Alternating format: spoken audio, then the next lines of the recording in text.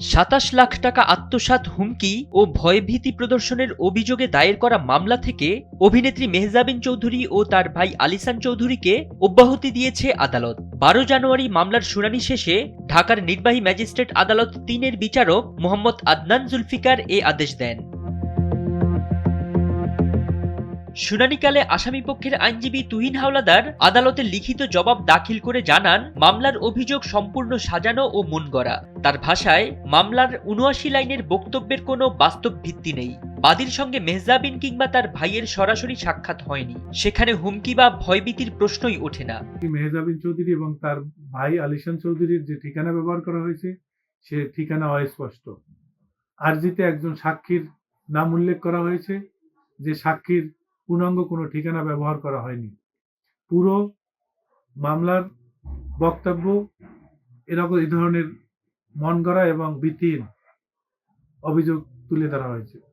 মাননীয় আদালতকে আমরা বলেছি যে এই মামলার যে আরজির অসংলগ্ন এই বক্তব্য, এটির আইনগত কোনো ভিত্তি নেই। মাননীয় আদালত আমাদের বক্তব্য শুনেছেন এবং উভয় পক্ষের বক্তব্য শুনেছেন। বাদীও আদালতে হাজির ছিলেন। উভয় পক্ষের বক্তব্য শোনার পরে অভিনেত্রী মেহজাবিন চৌধুরী এবং তার ভাই আলিশান চৌধুরীকে মামলার দায় থেকে অব্যাহতি দিয়েছেন। এদিন মেহজাবিন চৌধুরী ও তার ভাই আলিসান চৌধুরী আদালতে উপস্থিত ছিলেন। শুনানির সময় অভিনেত্রীর মুখে কালো মাস্ক দেখা যায়। শুনানি শেষে তারা আদালত প্রাঙ্গণ ত্যাগ করেন। মামলার সূত্রে জানা যায়, আমিরুল ইসলাম নামের এক ব্যক্তি অভিযোগ করেন, পারিবারিক ব্যবসার অংশীদার করার প্রলোভন দেখিয়ে মেহজাবিন চৌধুরী ও তার ভাই বিভিন্ন সময়ে নগদ ও বিকাশের মাধ্যমে তার কাছ থেকে মোট 27 লাখ টাকা গ্রহণ করেন।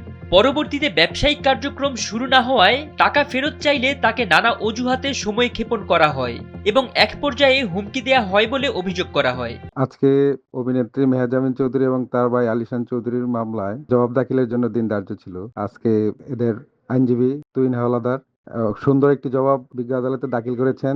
এই জবাবের আলোকে বিজ্ঞ আদালতে দীর্ঘক্ষণ শুনানি হয়েছে।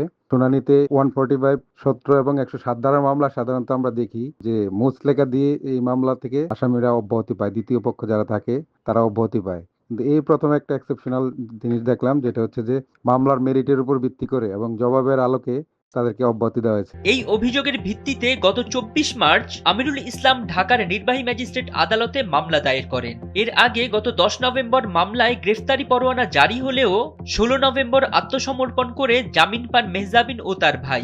সর্বশেষ শুনানিতে আদালত মামলাটি থেকে তাদের অব্যাহতি দেন। ফরিদ উদ্দিন মোহাম্মদ, সময়ের আলো।